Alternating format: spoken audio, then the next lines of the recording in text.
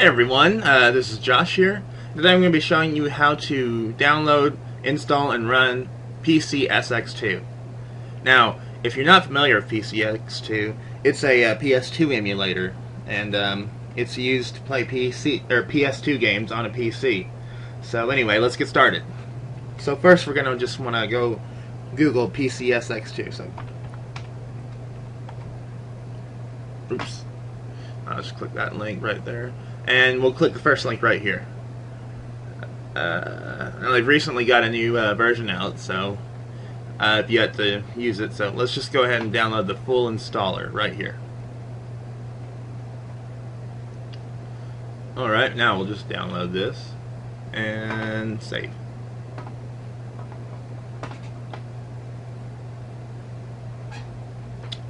So now we're just waiting for the download to finish. Now once it wraps up, just double click.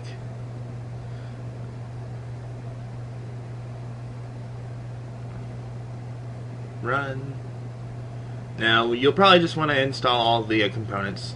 So let's go ahead and click next and install. Breeze through that. Now we'll go ahead and read and accept C++. Runtime libraries install.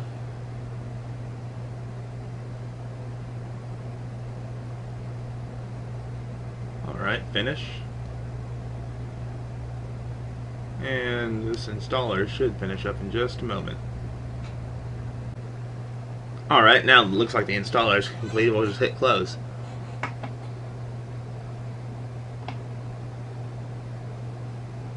So now that we got it installed, we're not quite ready to play yet. One thing that is required is the BIOS for the PS2. So we'll just go ahead and click start, or start it right here. Just a system default language will work. Click next. Let's just leave the plugins at default right now. So we'll go ahead and click next again. Now, here's where it's going to ask for the BIOS. Now,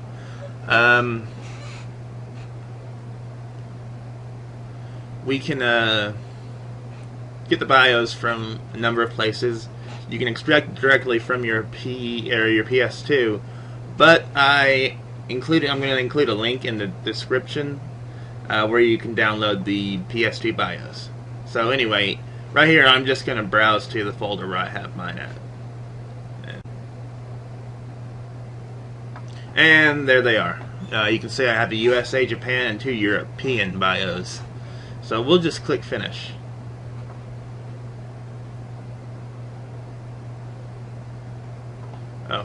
USA in this case. And now we have PCSX2 running. And just for the just to show you it's running and everything, I'm going to open a PS2 game right quick. And I think I will use Final Fantasy X. It's one of my favorite PS2 games ever.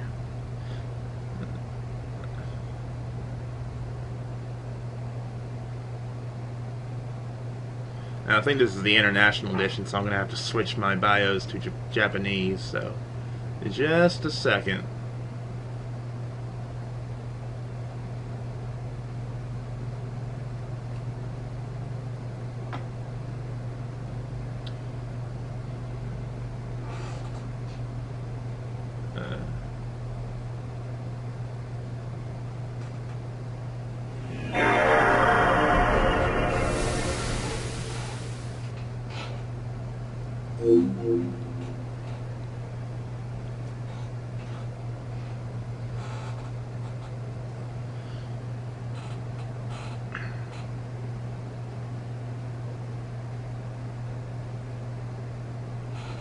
I don't have any of the controls configured, so I really won't be able to do much inside the game. I'm just going ahead and opening it to show you that it's working.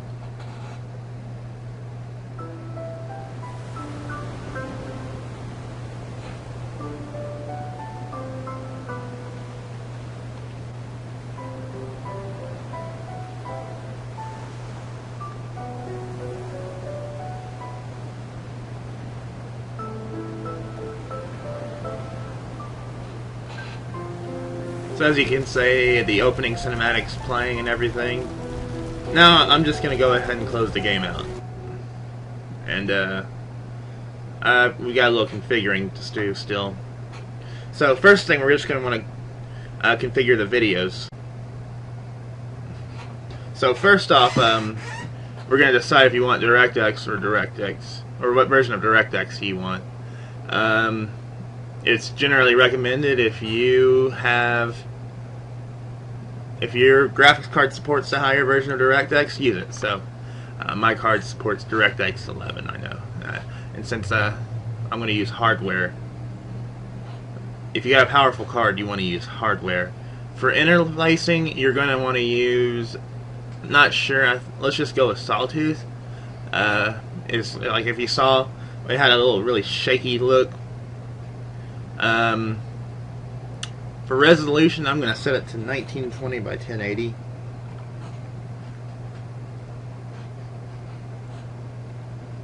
Or something like that.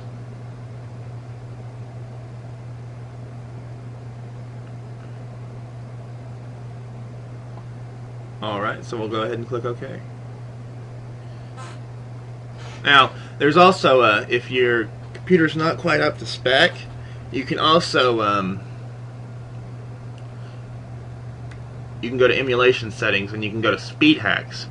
You can enable speed hacks. Do be careful though when you do these, because they make a lot of games unstable. As you can see, speed hacks usually improve emulation speed, but cause glitches, broken audio, and false frames per second readings. When having emulation problems, disable the panel first. Alright, so the generally recommended speed hacks that won't really have a big effect on it are already selected, so you can just come back here if you're having any difficulties or weirdness going on. Apply and OK. Now now that we tweaked the video settings, we'll see if it looks any different.